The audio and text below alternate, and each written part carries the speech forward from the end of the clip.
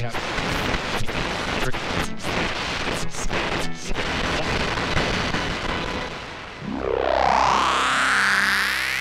Powell and Dan Real here. You're live on Revolution Broadcasting.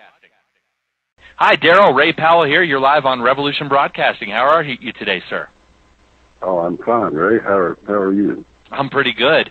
Thank you so much for joining us on this day. We're pretty excited about some of the momentum that seems to be building for this Peter Schiff Senate run.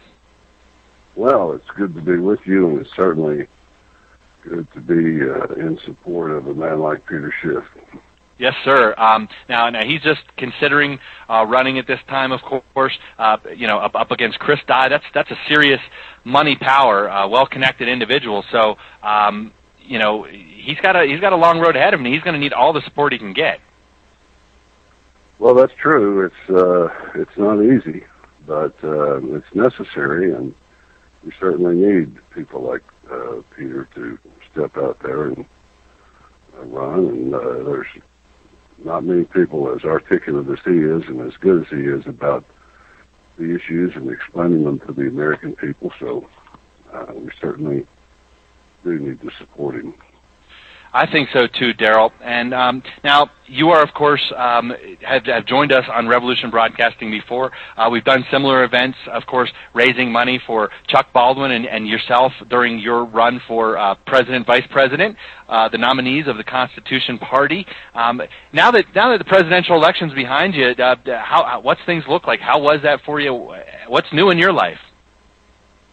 Well, right now I'm in Kansas City for the Reclaim America conference. I spoke twice here yesterday, and today it's mostly meetings and discussions and so forth. But what's new, I've been speaking about the issues that are important to me when people invite me to do so, and of course continuing my work in the Constitution Party. Right. So what's new with the Constitution Party? Where's it headed? Does the future look bright? Well, it does in many ways. I know that we've been saying that now for 18 years, but it actually does look bright. There are some people out there of renown, I guess you could say, some people who are interested in our party, who have reputations in politics and in the political system, who at this time, since there's no firm commitment, have to remain anonymous. But we're excited about that, and some of these people are possibly going to speak to us at our national meeting in Phoenix, which is in October. So I'm certainly excited about it. Great. Well, it's very important that third parties start getting some more recognition, and it seems like that is in the cards, if you ask me.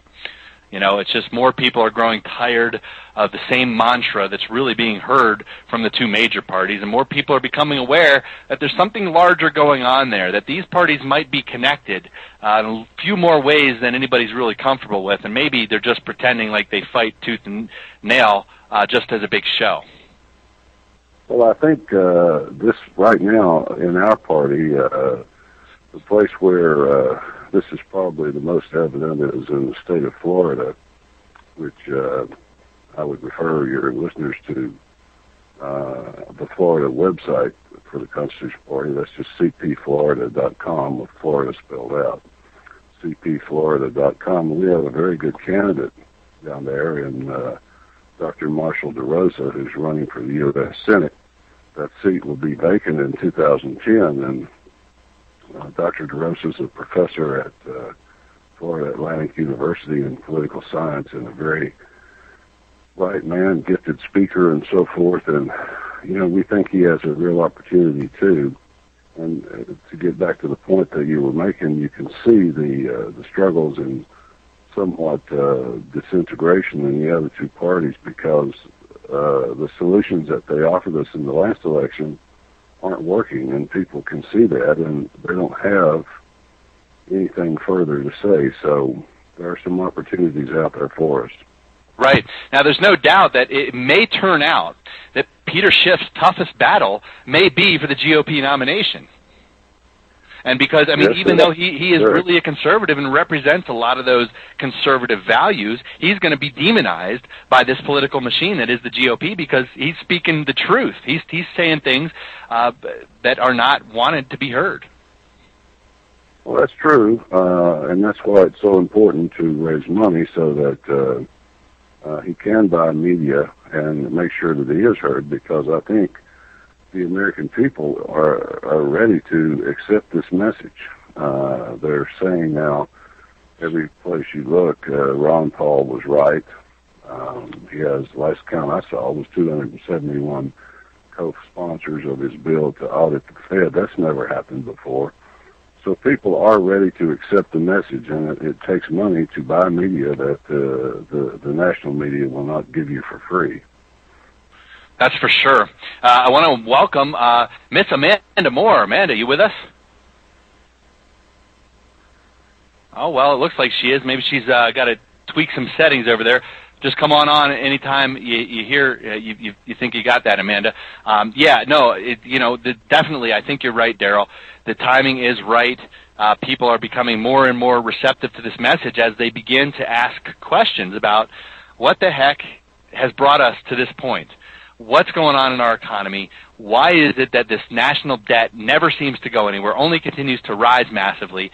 And really, starting to ask the questions, where does money come from? I mean, these are basic questions that every citizen of the global community ought to have answers to. And it's just simply information that most people don't. Yes, I am. How are you doing? Oh, there you are. You finally came in. Maybe she's on a severe delay. Apologize for that, folks. But Darrell, yeah, I think people really are, starting to be more receptive and starting to ask some new questions. Well, that's right. There are a lot of people out there who still don't understand the monetary system, where money comes from and how it works and that sort of thing. But that information is becoming more and more available, and with people like Ron Paul and Peter Schiff, and at the risk of sounding immodest myself, are out there on the road explaining it to anybody that will listen. There are plenty of books about it. It's available on the internet, but it's not available in the mainstream media unless someone wants to listen to Ron Paul or Peter Schiff. But people are becoming more and more aware through the internet and through the fact that they're starting to suspect and realize, as you just said, that there is something wrong, and they're starting to look for what that is. And perhaps the things that they've been told and taught in school and so forth for all these years might not be completely valid. So it's an opportunity.